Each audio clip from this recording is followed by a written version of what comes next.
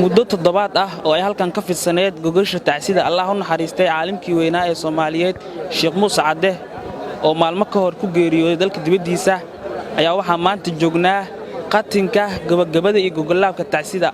Sheekh Muuse Cadde waxaana halkan lagu qabtay barnaamij aad u weyn oo ay ka soo qayb galeen mashaayikh ajilla ah xer madax iyo mas'uuliyiin kale oo ka socday dawladda federaalka ee Soomaaliya waxayna kaga qayb qaateen khayraad kala duwan xilqooyin digir alle ah oo ay ku sugootinayeen caalimkii weynaa ee Soomaaliya Sheekh Muuse Cadde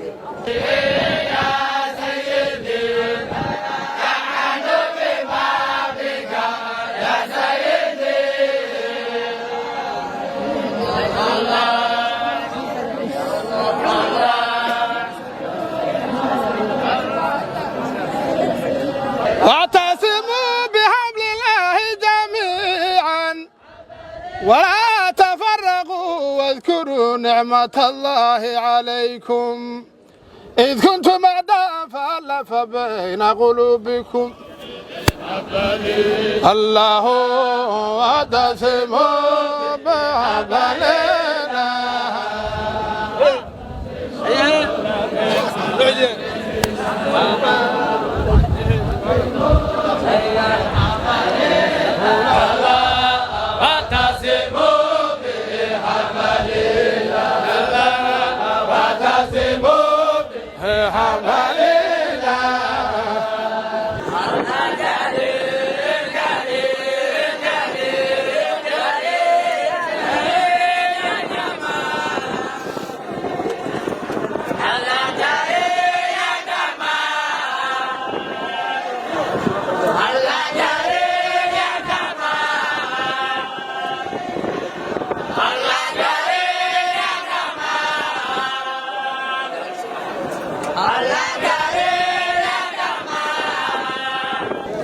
intii uu socday barnaamijka ayaa waxaa la hadalnay qaar ka mid ah mashaayikhdii ka soo qayb galeen waxayna ka sheekeeyeen taariikhdii wanaagii iyo waxqabadkii Allah u naxariistay Sheekh Muuse Cadde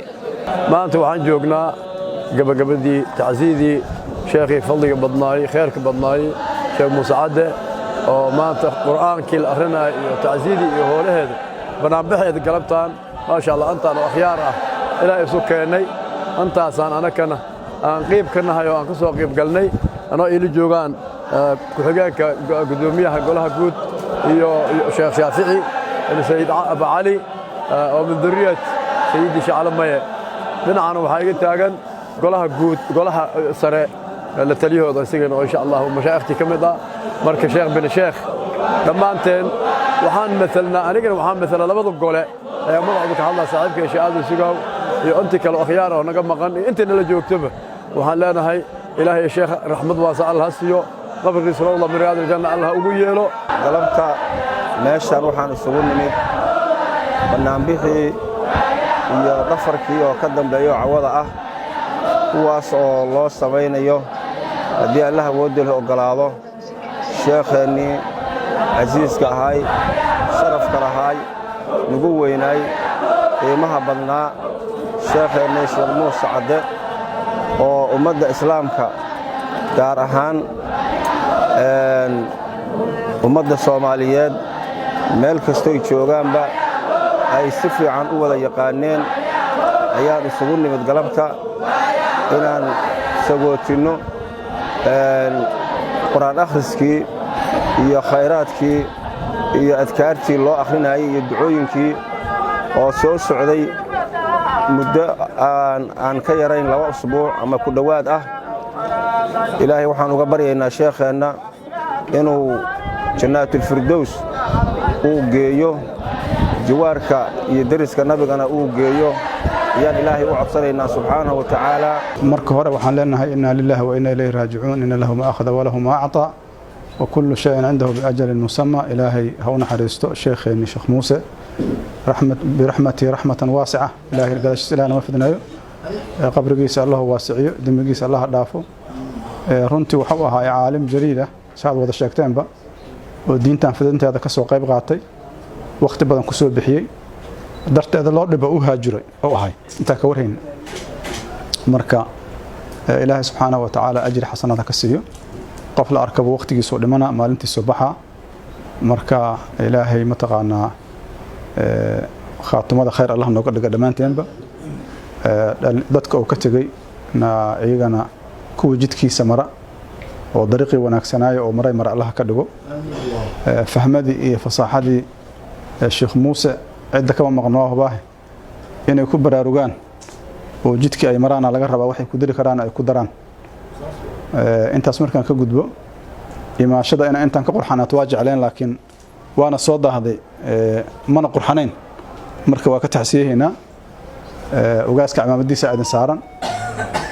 intaas markaan ka gudbo waxa waaye Sheekh Muuse Sheekh caalima kali anaga nooma ahayn walaal kali nooma ahayn dariiqada aan saga xireen waan ogtahay dariiqadaana xilli badan ay soo martay dadka deegaankan degal waxay ku leedahay abaal weyn ayadoo diinta la aqaanin oo jahligu aad u badan yahay culimadaas iyagoo kale soo dadaaleen shiikhayna Sheekh Muuse Sheekh Nuur Sheekh Muuse Cadde oo toddobaad halkan ka socotay oo degmada Kaaraan Ilaahay subhanahu wa ta'ala waxa ka baryaynaa qabrigiisa Ilaahay inuu cadiriyo oo nuuriyo jannatul firdaws al-a'la Ilaahay ka waraabiyo gadaashiisa Ilaahay nama fidneeyo anoo ku hadlaayo magaca gudoomiyaha golaha sare ee culimada Soomaaliyeed ana la taliyaha golaha sare ee culimada Soomaaliyeed waxaan la soo qayb galay gudoomiyaha golaha guud Sheekhayna Sheekh Maxamuud Sheekh Abdulbaari